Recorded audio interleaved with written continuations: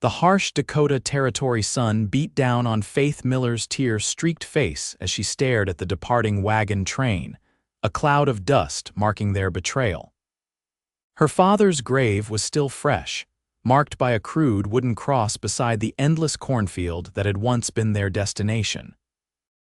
"Wait," she cried, but the wind carried her voice away. The wagon master had made his decision. They couldn't delay for a sick man, and now they wouldn't wait for his grieving daughter. Faith was 20 years old, alone in the frontier with nothing but the clothes on her back and the small bundle of possessions she'd managed to grab before they abandoned her. The year was 1876. The Great Sioux War raged to the west, and homesteaders pushed deeper into territory that had been promised to native tribes. Faith's father had dreamed of farming the rich Dakota soil, but pneumonia had claimed him 3 days into their journey. Now she stood beside their unfulfilled dream acres of wild corn growing among prairie grass, nature's bounty with no one to harvest it. Faith sank to her knees, exhaustion overtaking her. She'd spent the last 2 days nursing her father, not sleeping, barely eating. The wagon master had given her an hour to bury him before they moved on. When she took too long saying goodbye, they left without her. Her last glimpse of civilization disappeared over the horizon as the sun began its westward descent. The vastness of the prairie engulfed her. Tall stalks of wild corn rustled in the breeze, seeming to whisper warnings. Night would fall soon, bringing unknown dangers. Faith clutched her father's pocket, watched the only thing of value she had left, and tried to quell the rising panic in her chest. "I won't die here," she promised herself, voice cracking. "I won't."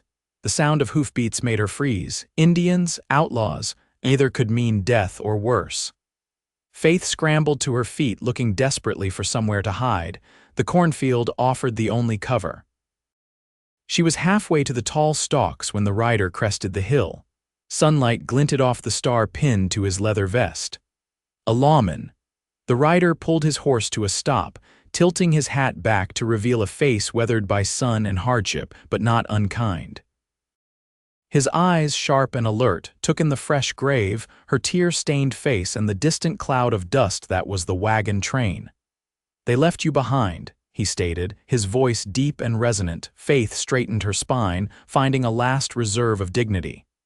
"My father died. They wouldn't wait." The man dismounted in one fluid motion. He was tall, broad-shouldered but lean, with the easy grace of someone comfortable in his own skin. "Tucker Granger," he introduced himself. "Deputy Marshal for the Dakota Territory." "Faith Miller," she replied, her voice small but determined. Tucker approached the grave, removing his hat respectfully. "Your father," Faith nodded, fresh tears threatening. "Pneumonia. He was fine when we left Missouri, but the rain." She swallowed hard. "The wagon master said we couldn't delay the journey for one man." Tucker's expression hardened. "Matheson's train, man's got a schedule to keep, but leaving a woman alone." He shook his head in disgust. "I took too long," Faith admitted. "They gave me an hour to bury him." Tucker looked at her with a mix of admiration and concern. "An hour to bury your father, and they considered that generous," he spat to the side. "That's no kind of human decency." The sun was sinking lower, painting the prairie in gold and shadow. Tucker surveyed the landscape with practiced eyes. "Miss Miller, night's coming. These plains aren't safe for a man alone, let alone a woman. Nearest settlement is Fort Harrison, 2 days' ride." He hesitated only briefly before continuing. "I can take you there." Faith looked at her father's grave, then at the vast unknown stretching around her. "I have nowhere else to go," she admitted. Tucker nodded once, decision made. He returned to his horse, a sturdy palomino with intelligent eyes. "This is Chance," he said, patting the horse's neck. "He's strong enough to carry us both to the fort." From his saddlebags he produced a canteen. "Drink," he instructed, offering it to Faith. "Prairie heat will steal your water faster than you know." Faith accepted gratefully, the lukewarm water tasting better than any fine wine. While she drank, Tucker gathered the small bundle of her possessions. "We should say proper words," he said. nodding toward the grave. No one should leave this world without someone marking their passing. Faith's heart swelled at this unexpected kindness. They stood side by side at her father's grave as the deputy removed his hat again and spoke words from memory, not a formal prayer. But something that sounded like it came from his heart, about peaceful rest and trails ending and new beginnings. When he finished, Faith whispered, "Thank you," and placed a wildflower on the mound of earth. Tucker helped Faith onto his horse, then mounted behind her. His presence was solid, reassuring. As they rode away from the cornfield, Faith felt a strange mixture of grief and hope. The man behind her was a stranger, yet in that moment, he was all she had in the world. "Hold on," he said, his voice close to her ear as they rode into the gathering dusk. They rode in silence as the sun disappeared and stars emerged in breathtaking profusion. The prairie night was cold after the heat of day, and Faith found herself leaning back against the deputy's chest for warmth. "Where were you headed?" Tucker asked, his voice rumbling against her back. "My father bought land near the Black Hills, 160 acres under the Homestead Act." "He had papers." Faith suddenly stiffened. "The papers, they're in my bundle, they're all I have left." "We'll look at them when we make camp," Tucker promised. "If your father filed legal claim, that land is yours now." The thought had not occurred to Faith. Her father's dream, now hers by default. A dizzying responsibility. Tucker guided his horse to a small copse of trees near a creek. "We'll rest here for the night," he said, dismounting and helping Faith down. Her legs buckled after hours of riding, and his strong hands steadied her. "First time on horseback?" he asked, the corner of his mouth lifting slightly. "First time riding so long," she admitted. "We had a wagon." Tucker efficiently set up a small camp, building a fire with practiced ease. From his saddlebags came jerky and hardtack simple trail food, but Faith was ravenous as they ate. Tucker studied her across the firelight. "What will you do? At Fort Harrison, I mean." Faith considered the question. "I don't know, find work, I suppose." The reality of her situation was sinking in. She had no family, no friends, no connections in this territory, and your land, Tucker pressed. Faith faltered. "I don't know how to farm, that was my father's dream, not mine." Tucker nodded thoughtfully. "Land's valuable, especially with gold in the Black Hills. You could sell your claim." "Is that what you would do?" Faith asked. Tucker was quiet for a long moment, staring into the fire.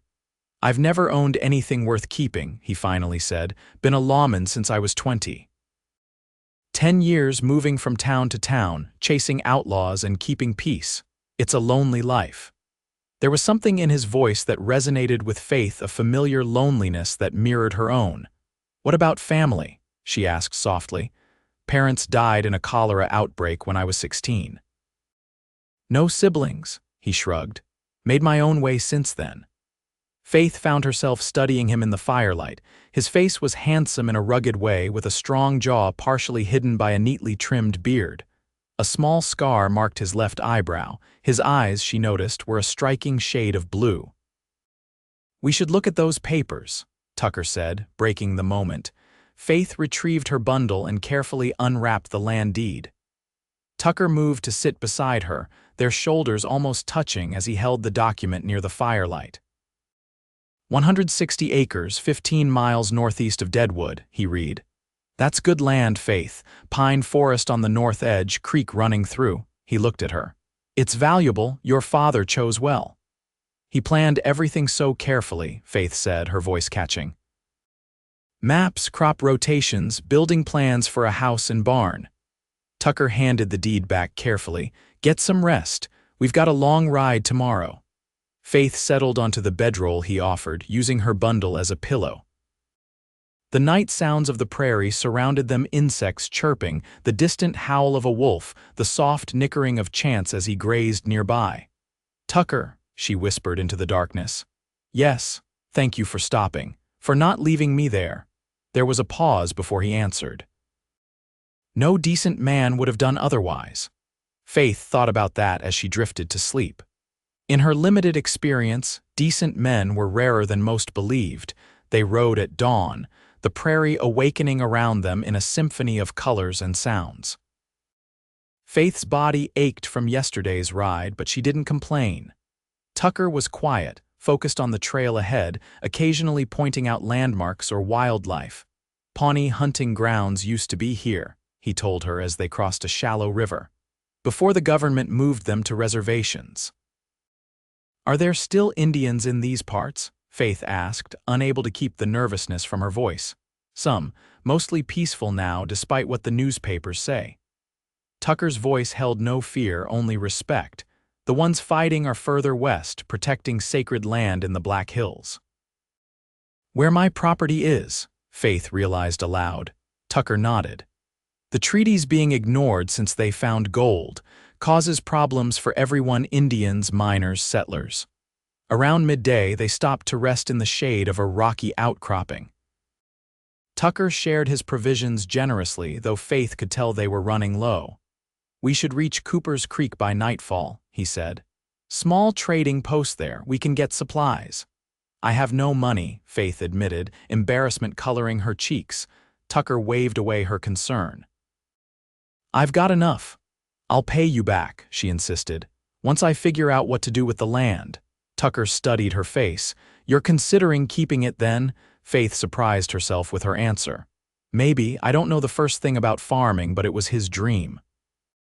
And now it's all I have left of him. Farming's hard work, Tucker said, not unkindly, especially for a woman alone. I'm stronger than I look, Faith replied, lifting her chin, and I learn quickly. Tucker's expression softened into something like admiration. I believe that, he said quietly. They continued riding, the landscape gradually changing as they moved northwest. The flat prairie gave way to rolling hills, with more trees and streams breaking up the monotony of grass. Faith found herself relaxing against Tucker's solid presence, becoming accustomed to the rhythm of the horse beneath them. How did you become a marshal? She asked, breaking the comfortable silence.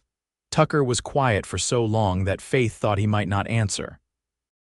Finally, he spoke, his voice low. My father was killed by rustlers when I was 15. The local sheriff didn't do much about it, said he couldn't spare men to chase after cattle thieves. His voice hardened. I tracked them myself, found them 3 weeks later. What happened? Faith asked softly. I was going to kill them, Tucker admitted, had my father's rifle aimed at the leader's head, but a federal marshal caught up to me first, man named Buchanan. He talked me down, then arrested them proper. Tucker paused.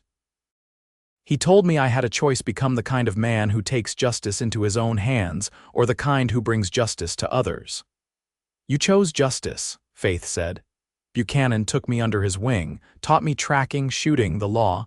When I turned 20, he pinned this star on me. Tucker touched the badge on his vest.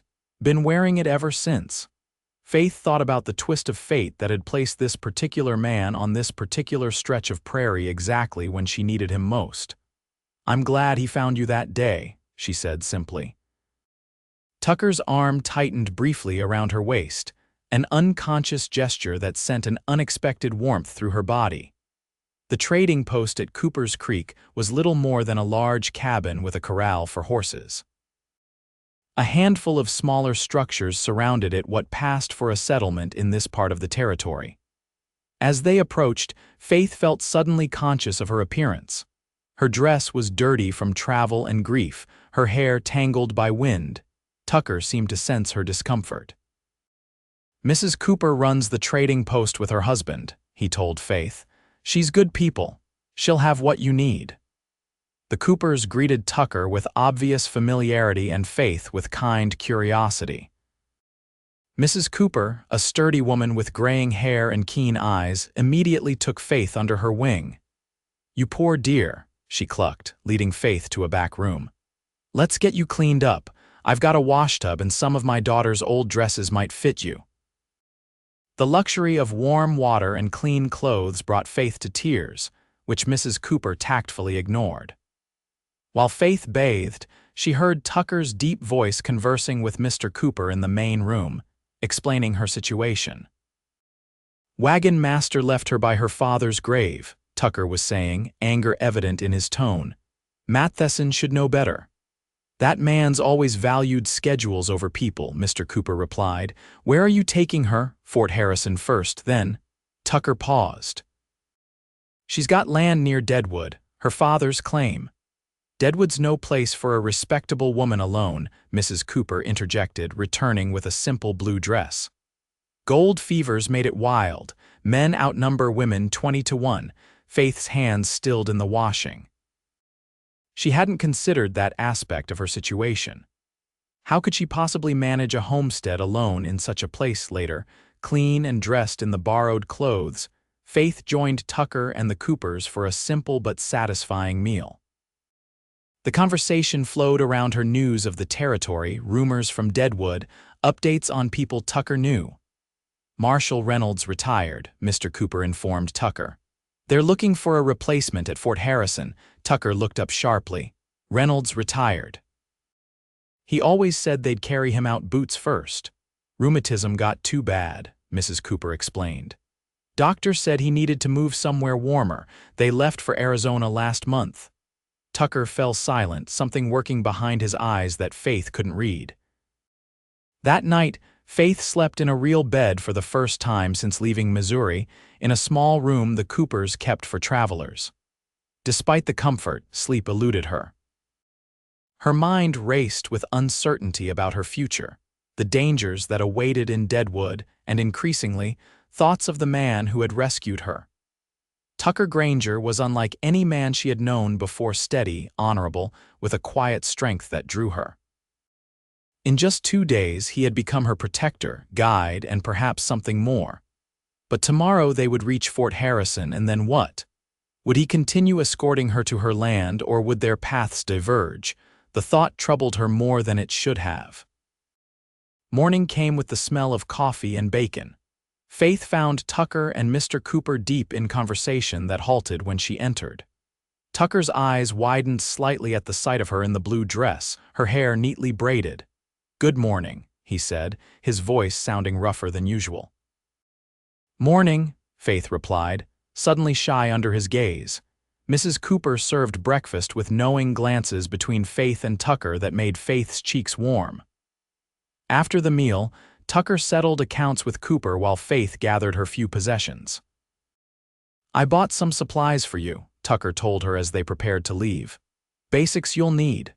"Thank you," Faith said, noting the new saddlebags on chance. "I promise I'll repay you." Tucker shook his head. "No need." Mrs. Cooper hugged Faith tightly. "You take care, dear.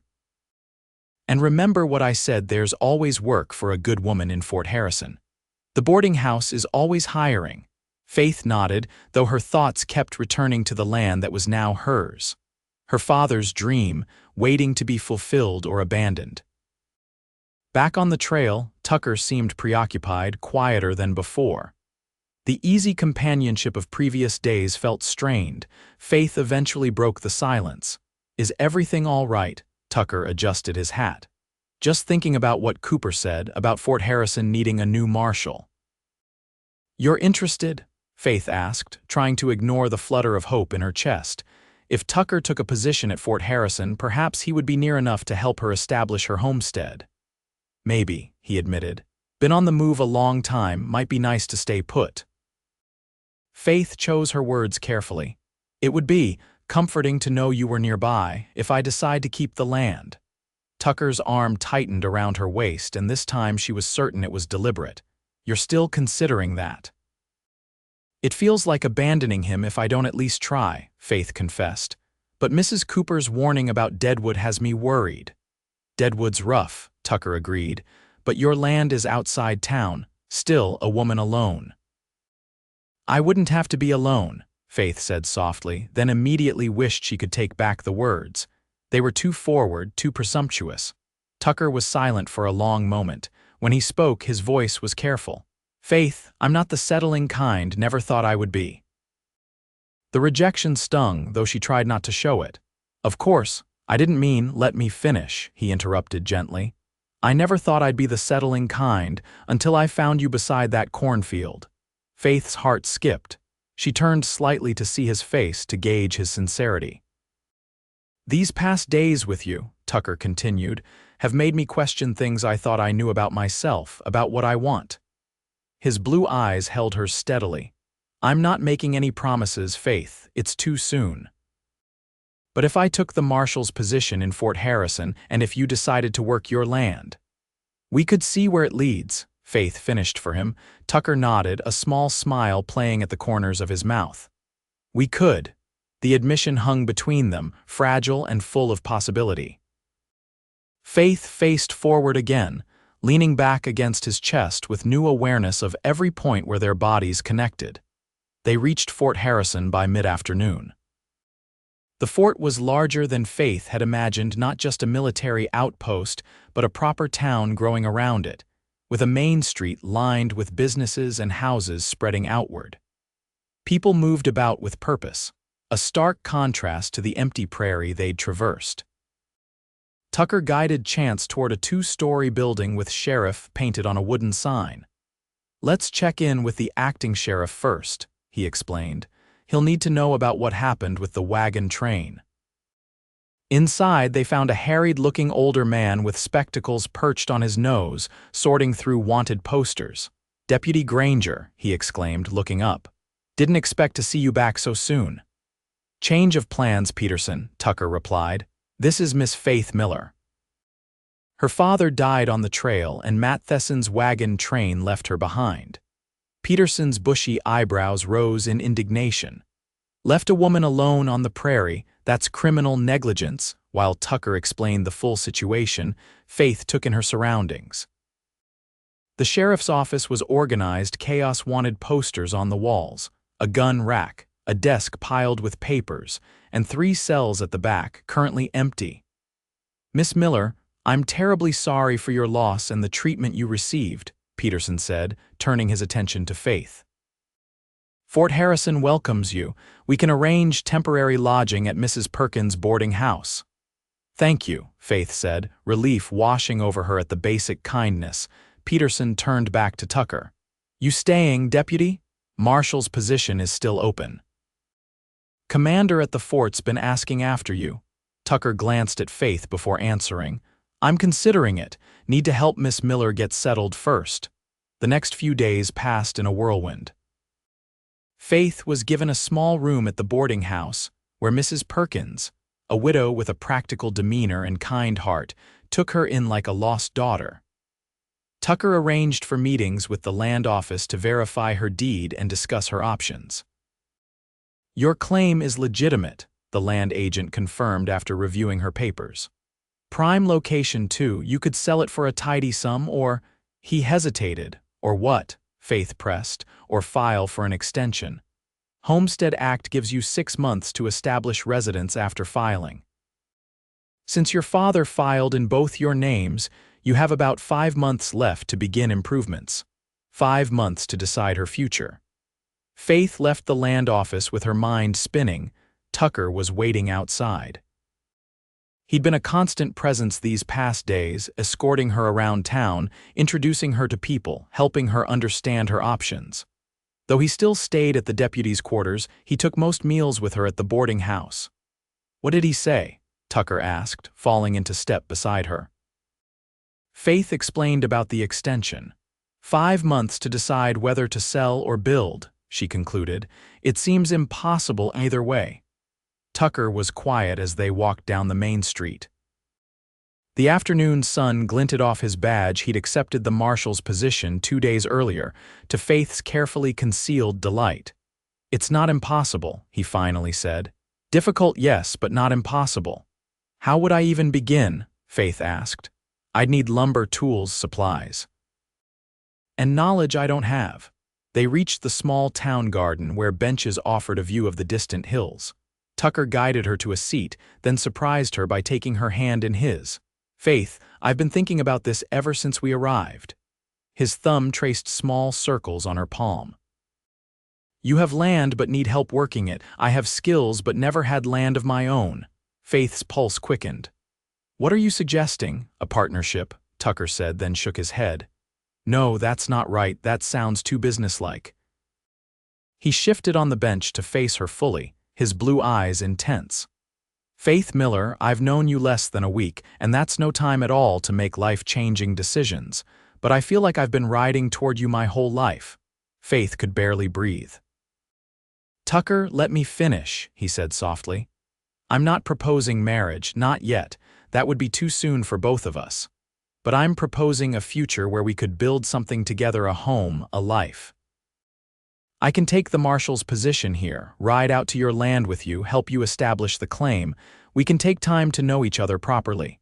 Faith's eyes filled with tears, not of sadness this time, but of hope. You do that, for you? Yes, Tucker's voice was certain. When I found you beside that cornfield, I thought I was just doing my duty. But each mile we rode together, I realized I'd found something I didn't know I was looking for. Faith's heart swelled. In the depths of her loss, she'd found a chance at happiness she'd never imagined. I feel it too, she admitted. When the wagon train left me, I thought my life was over. Now I see it was just beginning. Tucker's smile transformed his weathered face, making him look younger, almost boyish. Is that a yes to my non-proposal proposal? Faith laughed, the sound surprising both of them. Yes, to starting whatever this is together. Tucker leaned forward, hesitating just briefly before pressing his lips to hers. The kiss was gentle, tentative, a promise of deeper feelings to come. When they parted, Faith felt as though something fundamental had shifted inside her, grief giving way to hope, fear to possibility. So what happens now? She asked, her voice slightly breathless. Now, Tucker said, rising and offering her his hand, we make plans. I'll speak to Commander Bradley about taking official leave to help you establish your claim. We'll gather supplies, hire a wagon. As they walked hand in hand back toward the boarding house, Faith felt a surety she hadn't experienced since before her father's death. The path ahead wouldn't be easy, but she wouldn't walk it alone. 2 weeks later, Faith stood on the porch of Mrs. Perkins' boarding house, watching Tucker load the last of their supplies into the wagon. They'd spent the intervening time purchasing lumber, tools, seeds, and provisions. Faith had worked alongside Mrs. Perkins, learning to cook on a wood stove, preserve food, and tend to the practicalities of frontier life. Tucker had arranged for a 6-week leave from his marshal duties, enough time to help Faith establish the basic requirements of her claim, a small cabin, fenced area, and the beginnings of cultivation. Ready? Tucker asked, extending his hand to help her into the wagon. Faith took one last look at Fort Harrison, the town that had welcomed her in her darkest hour. Mrs. Perkins stood in the doorway, waving a handkerchief. Ready, Faith confirmed, placing her hand in his. As they drove out of town, Faith thought about the journey that had brought her here, the grief, the abandonment, the fear. And then Tucker, appearing like an answer to a prayer she hadn't known to make. What are you thinking? Tucker asked, noticing her thoughtful expression. Faith smiled, leaning slightly against his shoulder. I'm thinking that sometimes the end of one journey is just the beginning of another. Tucker's arm wrapped around her waist, drawing her closer. Our journey, he said, the words both a statement and a promise. Ahead of them, the road wound toward the Black Hills, toward the land that waited to be transformed. Faith's father had dreamed of building a life there, and now she would fulfill that dream not alone, but with the man who had found her beside a cornfield and carried her into tomorrow.